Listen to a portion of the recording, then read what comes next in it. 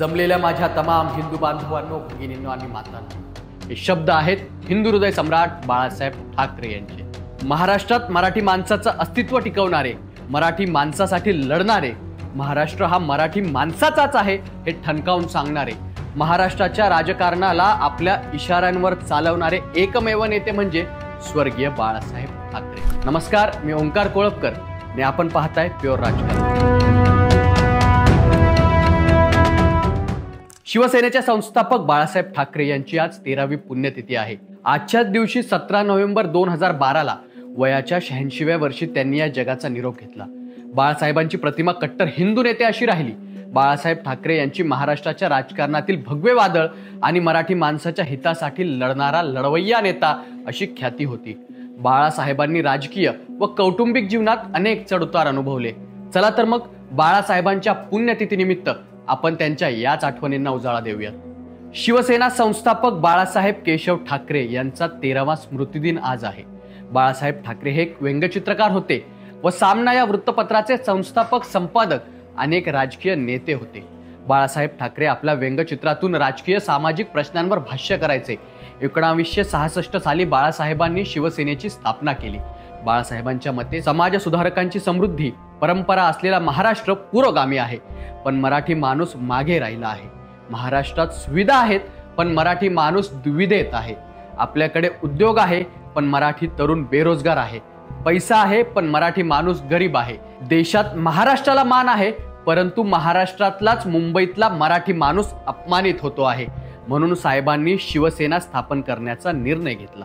शिवसेना प्रमुख बाळासाहेब ठाकरे यांचे 17 नोव्हेंबर 2012 रोजी निधन झाले. वयाच्या 86व्या वर्षी मातोश्री निवासस्थानी त्यांचा मृत्यू झाला होता. त्यामुळे बाळासाहेबांवर अंत्यसंस्कार झालेल्या छत्रपती शिवाजी महाराज उद्यान अर्थात शिवाजी पार्क मधील जागेत त्यांचे स्मृतिस्थळ उभारण्यात आले आहे. या स्मृतिस्थळावर शिवसेना पक्षाचे उद्धव बाळासाहेब ठाकरे यांच्यासह इतर मंत्री, शिवसेना नेते, शिवसैनिक व हितचिंतक आदरांजली वाहण्यासाठी येत असतात.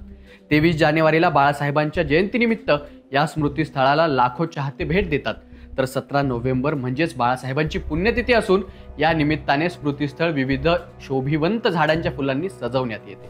तर परप्रांतीय लोकांच्या विरोधात बाळासाहेब ठाकरे यांनी नेहमीच भूमिका घेतली आहे. यूपी बिहार मधून येऊन मुंबईत स्थायिक होणाऱ्या लोकांसाठी, त्यांच्या नेत्यांसाठी, अभिनेत्यांच्या विरोधात बाळासाहेब ठाकरे होते. महाराष्ट्र फक्त मराठी माणसांचाच आहे असे ते म्हणायचे. महाराष्ट्रात गुजराती, मद्रासी, मारवाडी आणि उत्तर भारतीयांच्या वाढत्या प्रभावाविरुद्ध त्यांनी आंदोलन केले. ते महाराष्ट्राचे किंग मेकर होते. सरकारमध्ये नसतानाही सर्व निर्णय घेतले जायचे. म्हणून आजही लोक त्यांना मराठी माणसाची अस्मिता म्हणून ओळखतात. आपल्या कुंचल्यांच्या फटकाऱ्याने आणि भाषणातील शाब्दिक बाणाने विरोधकांना घायाळ करणारे आणि प्रत्येक मराठी माणसाच्या अंगात हिंदुत्वाची ज्वाला पेटवणारे अखंड भारताचे वक्ते, महाराष्ट्राच्या राजकीय इतिहासात त्यांचे नाव सुवर्णाक्षरांनी लिहिलं जात असे. सर्वांचे लाडके हिंदू हृदय सम्राट म्हणून बाळासाहेब ठाकरे यांचे नाव घेतले जाते. बाळासाहेब हे एक राजकीय नेतेच नव्हते, तर उत्तम वक्ते देखील होते. बाळासाहेब ठाकरेंच्या भाषणांची खासियत म्हणजे हातात कोणताही कागद न घेता ते बोलायचे. त्यांची तोफ अशी धडाडायची की विरोधक घायाळ आणि त्यांना ऐकणारा प्रत्येक जण मंत्रमुग्ध व्हायचा.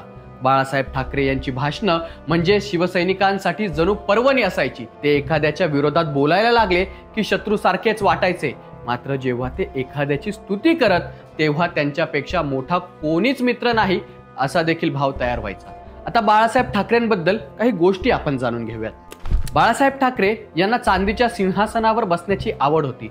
त्यांच्या भेटीसाठी मातोश्रीवर शिवसैनिकच नव्हे तर विरोधकही गर्दी करायचे. बाळासाहेब ठाकरे असे व्यक्तिमत्व होते जे कधीही कोणाला भेटायला गेले नाहीत. ज्याला भेटायचे आहे तो त्यांच्यापर्यंत पोहोचायचा. त्यांना भेटण्यासाठी अनेक मान्यवर स्वतः त्यांच्या मुंबईतील मातोश्री निवासस्थानी पोहोचत असत. 1999 मध्ये बाळासाहेब ठाकरे यांना मतदान करण्यास आणि निवडणूक लढविण्यास 6 वर्षांसाठी बंदी घालण्यात आली होती. त्यांनी आयुष्यात कधीही निवडणूक लढविली नाही. मात्र महाराष्ट्रात सरकार स्थापन करण्यात त्यांची भूमिका आणि त्यांचा आदेश हा अंतिम मानला जायचा. प्रत्येकाने आपले छंद जोपासावेत असं बाळासाहेब म्हणायचे. त्यांना सिगार आणि व्हाईट वाईनची देखील आवड होती. त्यांच्या अनेक मुलाखती आणि फोटोंमध्ये त्यांच्या हातात सिगार दिसते. आज बाळासाहेब ठाकरेंच्या मृत्यूला अनेक वर्ष लोटली तरीही आजही देशाच्या आणि राज्याच्या राजकारणात त्यांचे नाव आदराने घेतले जाते. आपल्या तोंडातून सुटलेला शब्द हा भात्यातील बाणाप्रमाणे असतो. तो एकदा सुटला की सुटला. अशा अत्यंत कडक आणि रोखटोक स्वभावाच्या बाळासाहेबांची राजकीय कारकीर्द अत्यंत वादळी राहिली. आज बाळासाहेब ठाकरे आपल्यामध्ये नाही, मात्र त्यांनी महाराष्ट्रासाठी दिलेले योगदान आणि त्यांचा आक्रमक स्वभाव यांची आठवण आजही महाराष्ट्रातील प्रत्येक मराठी माणूस काढत आहे. स्वर्गीय बाळासाहेब ठाकरे यांना त्यांच्या पुण्यतिथीनिमित्त विनम्र अभिवादन.